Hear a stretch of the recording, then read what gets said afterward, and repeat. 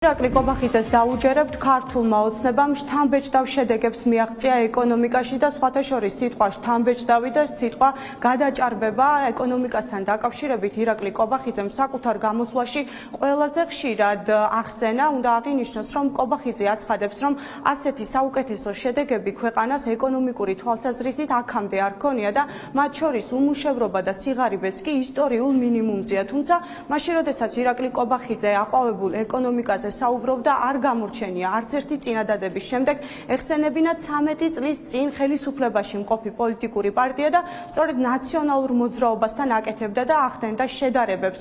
იქნებოდა ეს სამუშაო ადგილების შექმნა, იქნებოდა ეს სიღარიბის დონე ჩვენს ქვეყანაში თუ მაგისტრალების აშენება.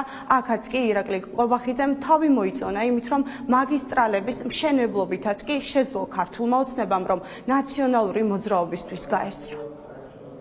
პირველად, ჩვენი ეკონომიკა წელს წლის ბოლოს გადააჭარბებს 100 მილიარდ ლარს.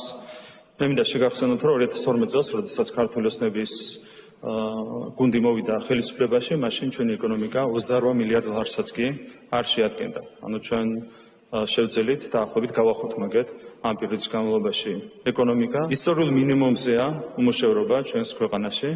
გასული წლის ბოლოსთვის უმუშევრობამ შეადგინა 13.9%. ეს არის კიდევ ერთხელ გავიმეორებ ისტორიული მინიმუმი დამოუკიდებლობის აღდგენის შემდეგ.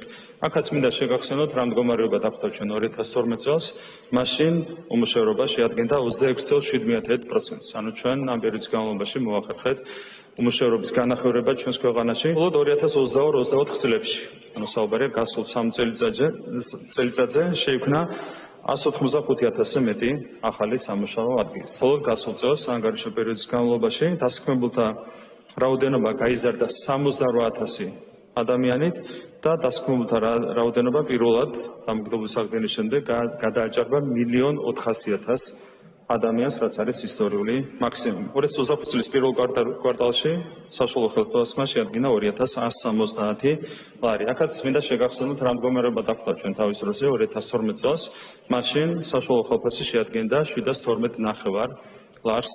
შესაბამისად, ამ პერიოდის განმავლობაში ჩვენ 3-ჯერ გავზარდეთ საშუალო ხელფასი ჩვენს ქვეყანაში. საანგარიშო პერიოდში გაიხსნა 84.4 კილომეტრი მაგისტრალური გზა.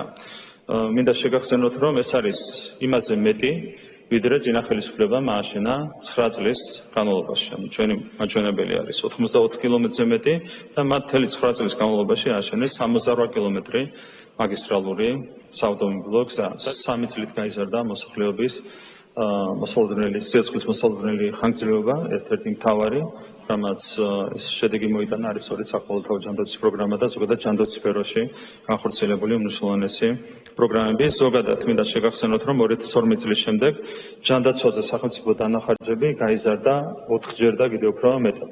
მანამდე ეს იყო პრაქტიკულად მიტოვებული სფერო, ადამიანებს ეს ზრუნვა არ იყო წინა ხელისუფლების პრიორიტეტი, ეს ყველა ძალიან კარგად გახსოვთ.